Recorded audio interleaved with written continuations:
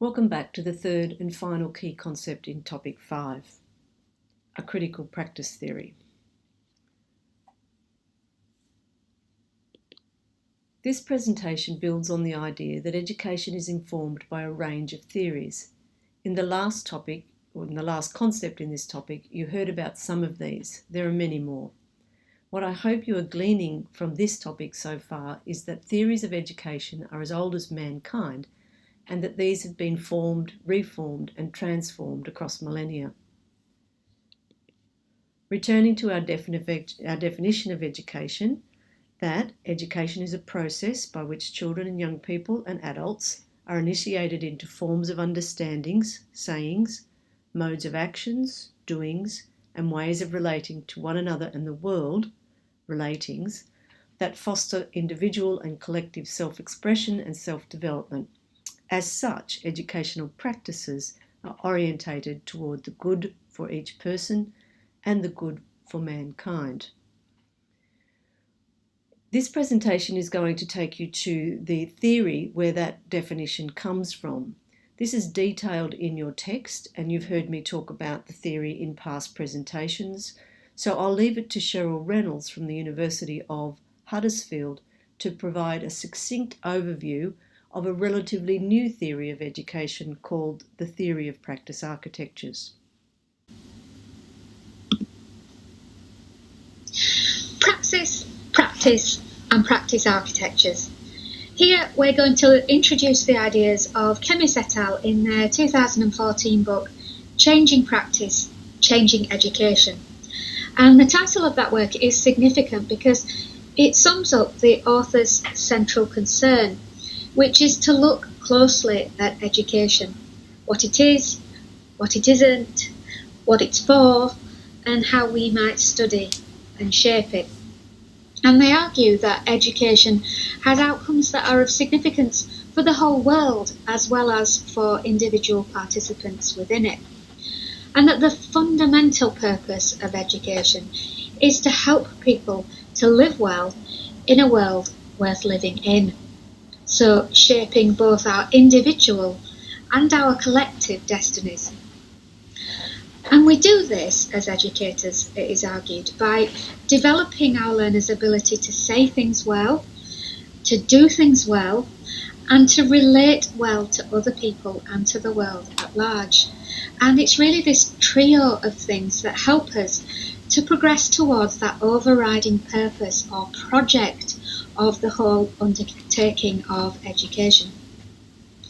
The question that then arises, of course, is what do we mean by living well, and how do we define a world worth living in? And once we've decided on that, how do we achieve those things? Now, these, of course, are very big questions that concern individual students and teachers, the institutions and sectors within which they work, and regional, national and international governance. Now, what's proposed here as a broad response to these difficult, big questions is that to enable people to live well in a world worth living in, education must take action that is morally committed and informed.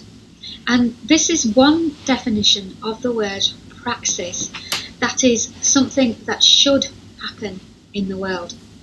However, the authors do acknowledge that there is an alternative and a broader definition of praxis, which is not what should happen, that kind of morally committed and informed kind of action, but what actually does happen, which is rather different, and is in fact history-making action that has moral, social and political consequences, both for good and for bad.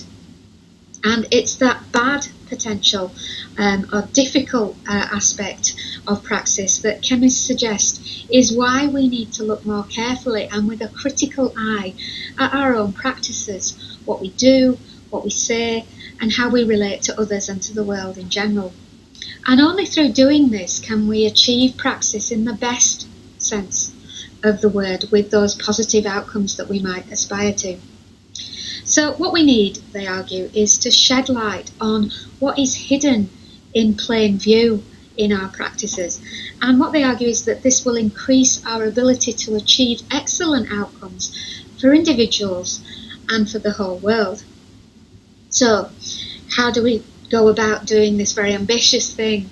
Well, let's focus again on that trio of practices that we mentioned at the outset: saying, doing, and relating, and look at them more analytically. Now, of course, these practices don't happen in a vacuum, but within particular systems. So we do things in the material economic world, we relate to things in the social political world, and we say things in the cultural discursive world. We do this using objects in space and time, using power and solidarity in society, and using language in semantic space. These spaces and systems within which we engage in practice are called by Kemmis et al. Practice architectures, and they ask us to interrogate those architectures, asking how we are simultaneously enabled and constrained by them, how we are led by them, and how we might at the same time shape and influence them. And if we do this, we are not simply looking at our own practices, but also how we might change the world in which they are played out in order to make it better.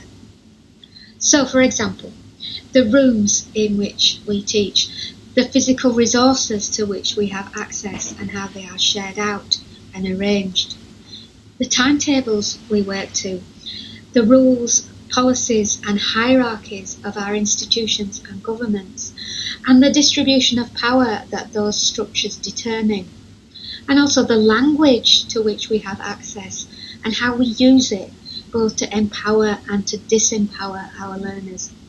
All of these are legitimate and productive, not to say vital, subjects for our study. This broadening of focus from our actual practices to the practice architectures in which they are played out, it is suggested, helps us to reimagine the world of teaching, learning and leading, and to build new learning cultures, to think about how practice makes history, and to help us in the quest for good praxis, that action that is morally committed and informed, and that helps us in that fundamental project of education to help people to live well in a world worth living in.